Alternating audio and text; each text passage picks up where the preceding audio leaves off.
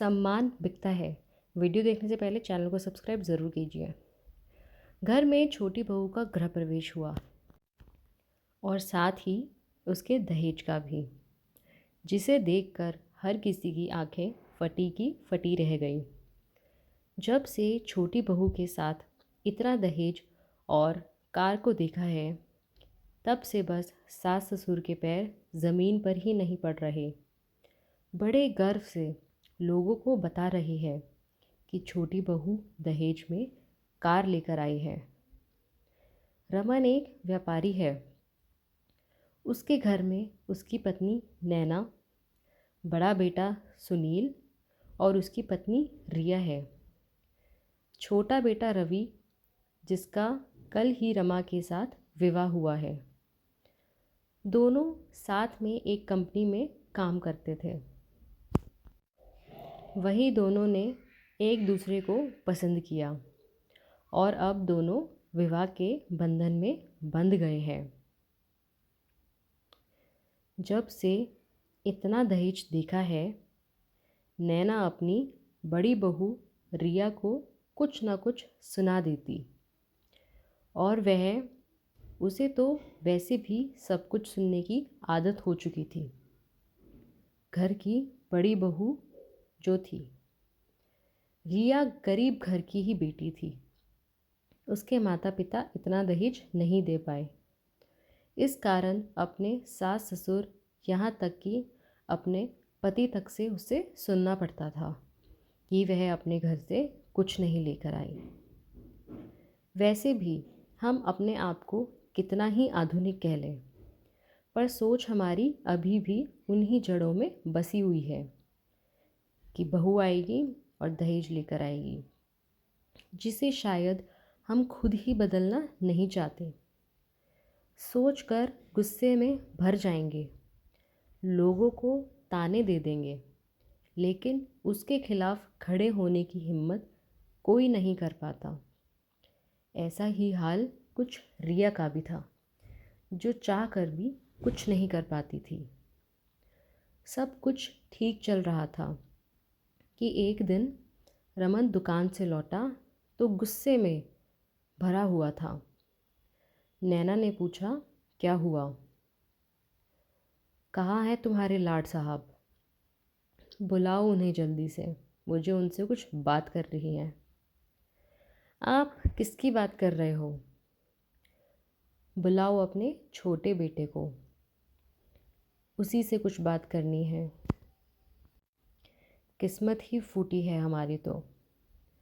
बड़े साहबजादे शादी करके आए तो बहू घर में एक फूटी कौड़ी भी नहीं लेकर आई, और यह छोटे साहबजादे, इन्होंने तो हद ही कर दी।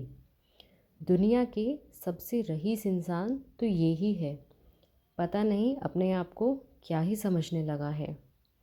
ये सब सुनकर उसकी माँ थोड़ी परेशान हो गई। इतना शोर सुनकर घर के सभी सदस्य कमरे में आ गए। रमन का तो रवि और रमा को देखकर गुस्से 7वें आसमान में पहुंच गया था। वो चिल्लाने लगा जैसे ही उसने दोनों को देखा। उसने कहा, अरे इतना अमीर हो गया है तू, जो गरीबों में दान करता फिरता है? नैना, तुम्हें पता है यह साहबजादे अपनी बीवी का दहेज खुद खरीद कर लाए हैं।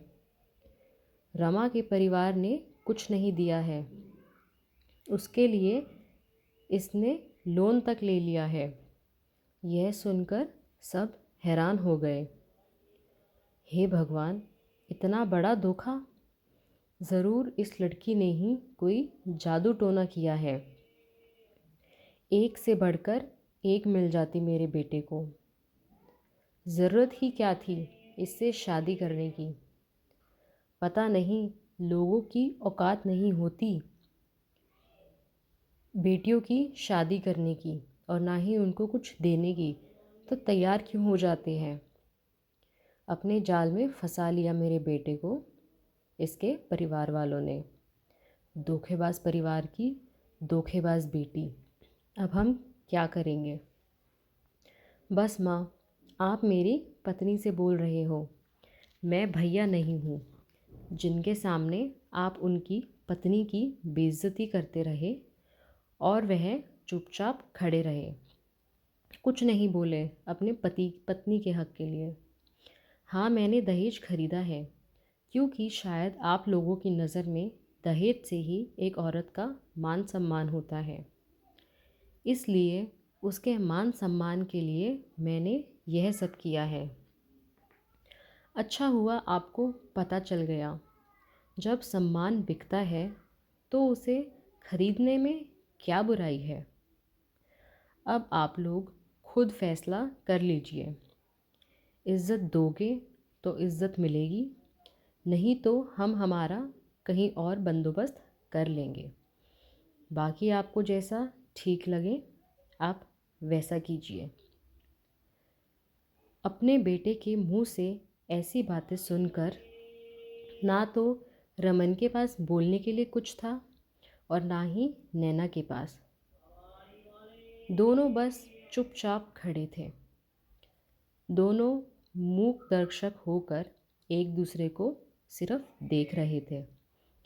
कितने लालची लोग इतनी जल्दी हार मान जाए, हो नहीं सकता था।